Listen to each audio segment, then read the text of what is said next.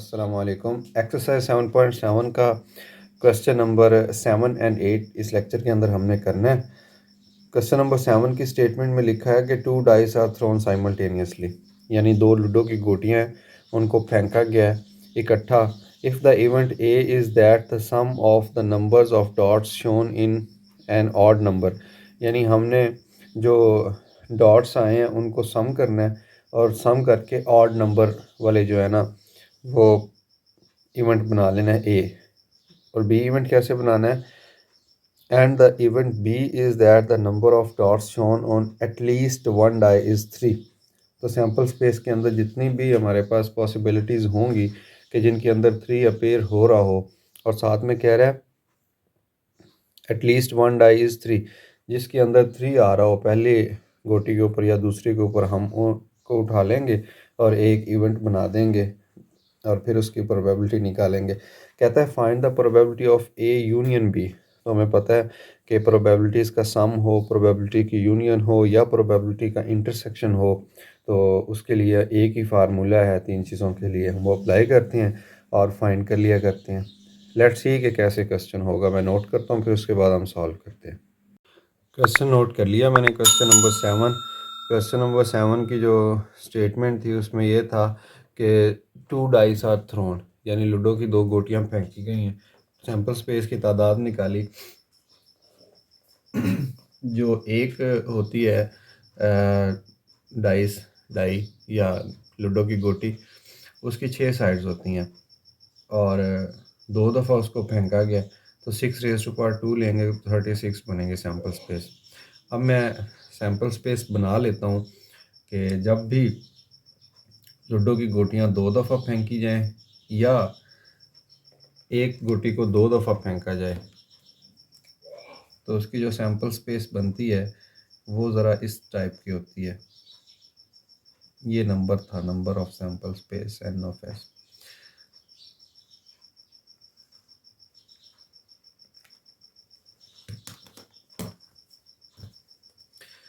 कि जो पहली गोटी है उस पर 1 होगा, दूसरे पे भी 1, 1 2 1 3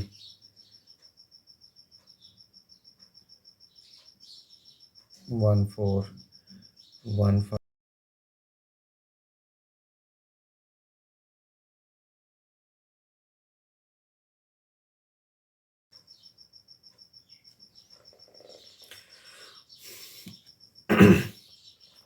जी सैम्पल स्पेस बिल्कुल तैयार है कि दो जब गोटियां फेंकी जाती हैं एक दफ़ा या एक गोटी दो दफ़ा फेंकी जाती है तो उसकी सैम्पल स्पेस बिल्कुल सेम बनती है। हम देखते हैं कि जैसे उसने हमें पार्ट बोले, पार्ट नंबर 1 और पार्ट नंबर 2 क्वेश्चन का।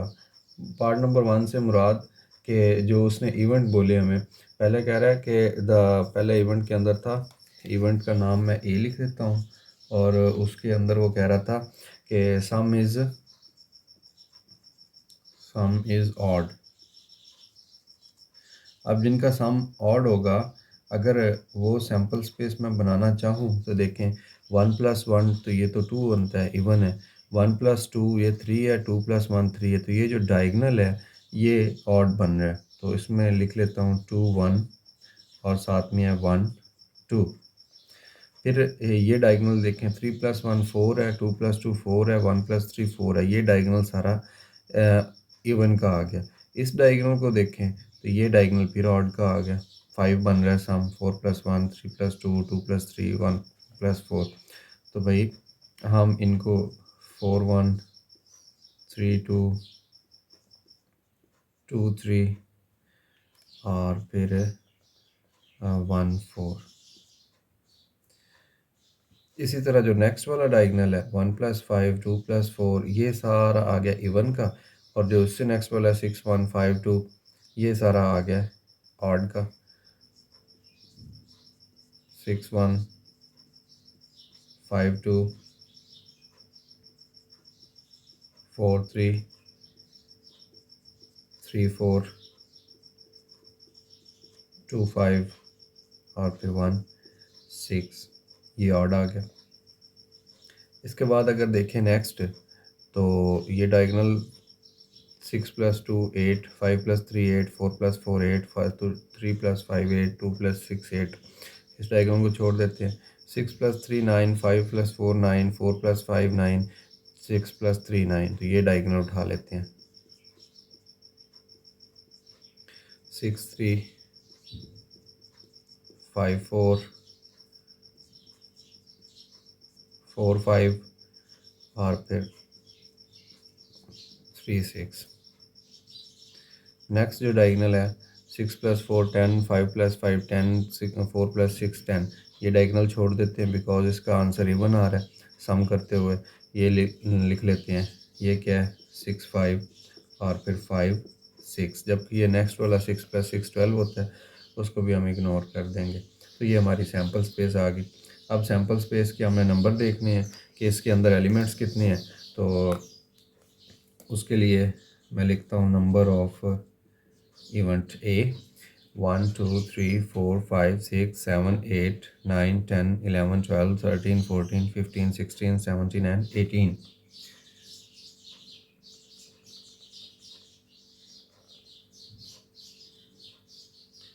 और नंबर ऑफ सैम्पल स्पेस की बात करें जो ऑलरेडी था 36। दोनों को डिवाइड कर देते हैं। कैसे डिवाइड करेंगे? डिवाइड करने के लिए हम प्रोबेबिलिटी का फार्मूला यूज़ करते हैं, लेकिन इधर ही कर लेता हूँ मैं इसके सामने। दोनों इम्प्लाई क्या कर रहे हैं? Probability of A this is equal to 18/36 which is 1/2। ये प्रोबेबिलिटी फाइंड होगी ए इवेंट की। अब आते हैं हम इवेंट बी की तरफ। इवेंट बी क्या था? कह रहा था कि एट लीस्ट 1 डॉट इज 3, यानी एक डॉट के ऊपर 3 नज़र आना चाहिए। तो इसकी सैम्पल स्पेस अगर बनाएंगे तो ज़रा देखें कि सैम्पल स्पेस कैसी बनेगी। सैम्पल स्पेस के अंदर ये आ जाएंगे एलिमेंट्स। ये देखें 3 आ रहा है, 3 आ रहा है, 3 आ रहा है, 3 3 3। ये पूरे का पूरा कॉलम सैम्पल स्पेस में आ जाएगा। 3 1 इवेंट में आएगा, सॉरी 3 2 3 3 3 4 3 5 एंड 3 6। एटलीस्ट एक 3 होगा। ये तो हो गया कॉलम वाइज।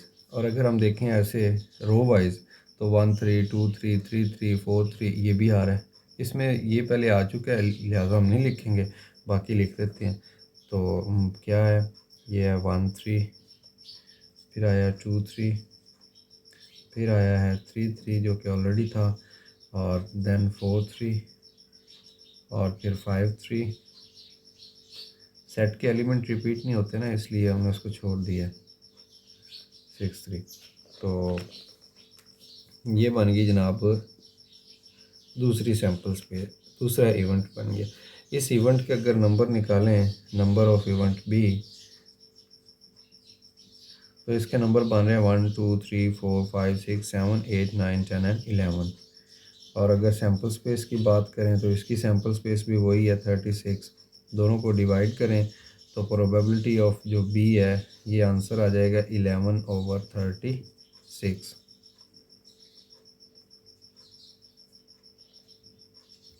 लो जी।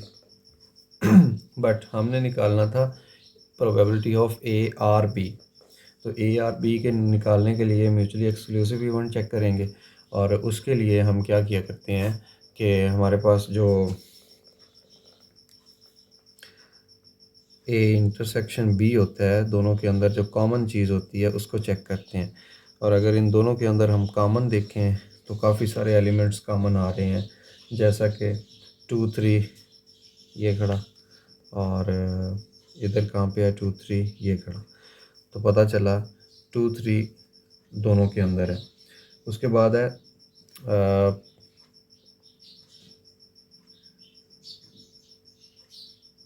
3 2 है, इधर भी 3 2 है, क्योंकि जिनके अंदर 3 नज़र आ जाएगा वो दूसरे इवेंट में भी थे।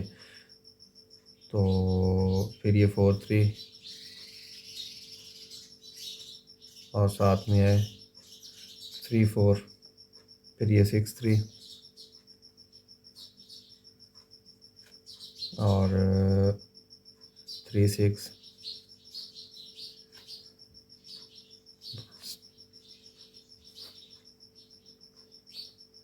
2 4 और 6। तो इसके अगर हम नंबर की बात करें, number of A intersection B, तो इसकी टोटल जो तादाद बन रही है वो 6 बन रही है। और नंबर ऑफ सैम्पल स्पेस की बात करें तो वो 36 थी। दोनों को अगर हम डिवाइड करके प्रोबेबिलिटी निकाल लें ए इंटरसेक्शन बी की, तो ये आ जाएगा 6/36 विच इज़ 1/6। तो ये भी आगे प्रोबेबिलिटी। अब हम जनरल फार्मूला अपना यूज़ करेंगे। वो क्या था?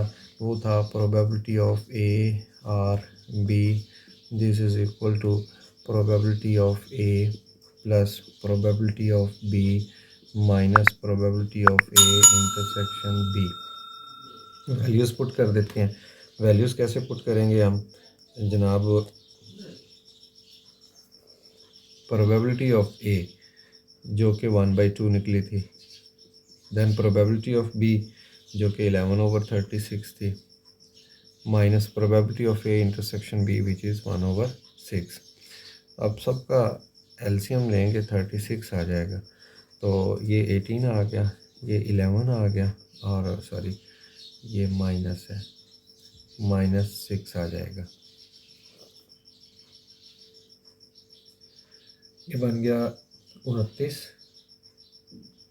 29 में से 6 माइनस हो गए 23, 23/36।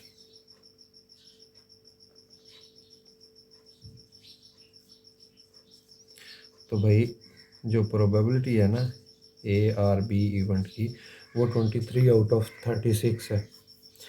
क्वेश्चन नंबर 7 हमारा कंप्लीट हो गया। अभी इसी लेक्चर के अंदर हम देखते हैं कि क्वेश्चन नंबर 8 को कैसे सॉल्व करना है। जी, हमने देखा क्वेश्चन नंबर 7 कि किस तरीके से हमने प्रोबेबिलिटीज़ निकाली। अब क्वेश्चन नंबर 8 है। There are 10 girls and 20 boys in a class. 10 लड़कियां और 20 लड़के हैं एक क्लास के अंदर, टोटल 30 बन गए। हाफ ऑफ द बॉयज़ यानी टोटल थे 20, तो हाफ ऑफ द बॉयज़ यानी 10 boys and half of the girls, 10 लड़कियां थी तो 10 में से 5, 10 लड़के और 5 लड़कियां हैव ब्लू आइज़।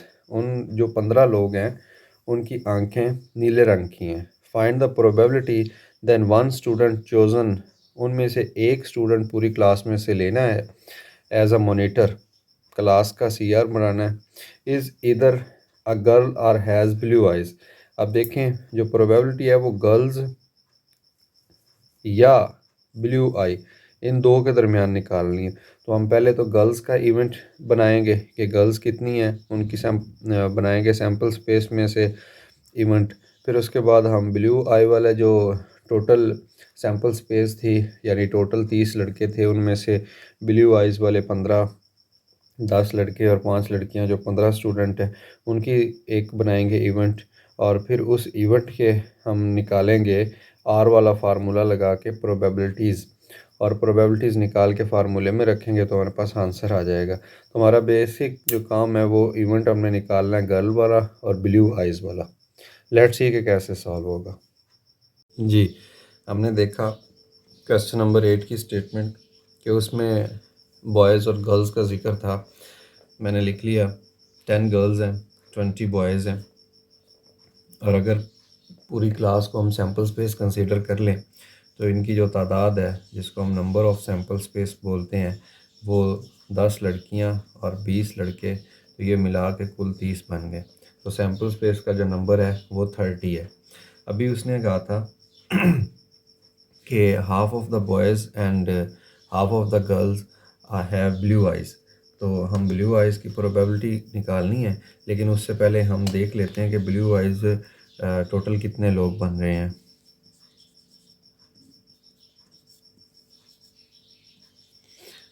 10 गर्ल्स थी, 10 में से हाफ आ गया, और ये 20 बॉयज़ थे, 20 में से हाफ आ गया यानी कि 10। तो टोटल 15 लोग ऐसे हैं जिनकी आंखें ब्लू हैं।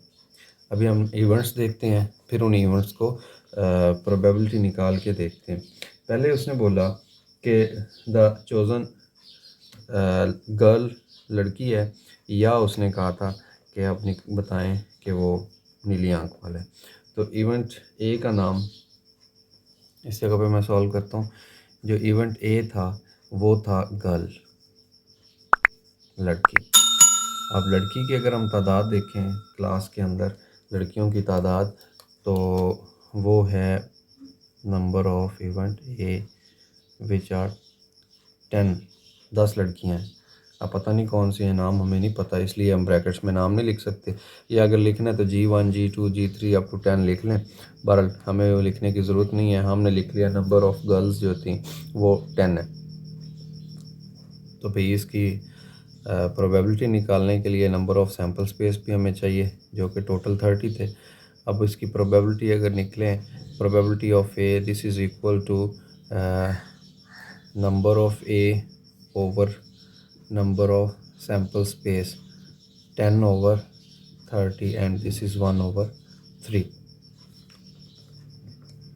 So second इवेंट की बात करें तो उसका नाम है बी, और वो इवेंट क्या है, ब्लू आइड। अब ये पता नहीं लड़का है या लड़की है ब्लू आई वाला, बस हमने ब्लू आई की निकालनी प्रोबेबिलिटी, जैसा कि क्वेश्चन की स्टेटमेंट में उसने कह दिया था और हमने निकाल लिया कि ब्लू आई वाले कितने बनते हैं, उनकी जो नंबरिंग है, तादाद है, वो बनते हैं जनाब 15। तो हमने 15 लिख दिया। 15 लिखने के बाद हमने देखा, ये देखना है कि उसके सैम्पल स्पेस की तादाद कितनी थी, वो थी जनाब 30, और फिर इनकी प्रोबेबिलिटी निकालनी है। तो प्रोबेबिलिटी कैसे निकलेगी, probability of B this is equal to number of B over number of sample space, this is also 1/2। तो भाई ब्लू आई वालों की प्रोबेबिलिटी है 1/2। लेकिन क्वेश्चन के अंदर हमने ये बताना है कि पहले मैं फार्मूला लिखता हूँ, बल्कि उससे पहले हम देख लेते हैं क्या इंटरसेक्शन में कुछ आ रहा है या नहीं आ रहा। तो अगर इंटरसेक्शन की बात करें तो इंटरसेक्शन में हम देखते हैं कि इवेंट ए और इवेंट बी, इसमें कुछ कॉमन है। इवेंट ए था लड़कियां और इवेंट बी है ब्लू आई। क्या कोई ऐसी लड़कियां हैं कि जो ब्लू आई वाली भी हों? तो जी बिल्कुल, उनकी आधी तादाद यानी कि 5 लड़कियां ऐसी हैं जो ब्लू आई वाली भी हैं। लड़कियां भी हों और ब्लू आई वाली भी हों, तो ये उनकी तादाद 5 है। तो अगर इसकी प्रोबेबिलिटी निकाल लें तो प्रोबेबिलिटी क्या बनेगी, ये इम्प्लाई कर रहा है कि नंबर ऊपर आ जाएंगे, probability of A intersection B, और ये 36 जो टोटल जो था सैम्पल स्पेस वो बटे के नीचे आ गई। तो ये बन गया 30 आता है, 36 नहीं आता, बिकॉज सैम्पल स्पेस 30 है, प्रीवियस क्वेश्चन में था 36। तो इसको कैंसिल आउट करेंगे तो ये बन जाएगा 5 1 ज़ार 5 एंड 5 6 आर 1/6 बन गया। अब हम लिखते हैं अपना फार्मूला जनरल का। तो वो क्या था जनरल फार्मूला, कि probability of A or event B, लड़की या ब्लू आई वाली हो। तो उसके लिए क्या था कि probability of A plus probability of B minus probability of A intersection B. Values put कर देते हैं। प्रोबेबिलिटी ऑफ ए की वैल्यू निकली थी 1/3, ये इसी के ऊपर ही हमें नज़र आ रही है 1/3, तो हम पुट कर देंगे 1/3। प्रोबेबिलिटी ऑफ बी 1/2 थी, ये आ गई, और minus probability of intersection A and B, तो 1/6 है। इन सब को एलसीएम के ज़रिए हम सम अप करते हैं, 6 एलसीएम आ गया, और ये 2 आ जाएगा, ये 3 आ जाएगा, -1 आ जाएगा। तो ये बन गया 5 - 1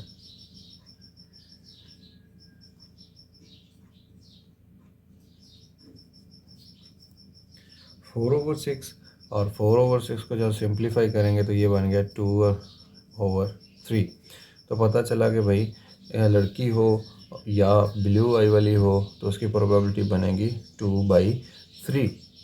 तो इसी के साथ ही हमारा जो क्वेश्चन नंबर था 8, क्वेश्चन नंबर 8, जी बिल्कुल, क्वेश्चन नंबर 8 भी हमारा इख्तिताम पज़ीर हुआ, और इसके साथ ही हमारा एक्सरसाइज 7.7 भी ख़त्म हो गई है। नेक्स्ट हमारा टॉपिक होगा एक्सरसाइज 7.8 और हम देखेंगे कि 7.8 एक्सरसाइज के अंदर हम कैसे मल्टीप्लिकेशन ऑफ प्रोबेबिलिटीज़ पढ़ते हैं और इसमें इंटरसेक्शन प्रोबेबिलिटीज़ का कैसे यूज़ होगा। Let's see in next lecture.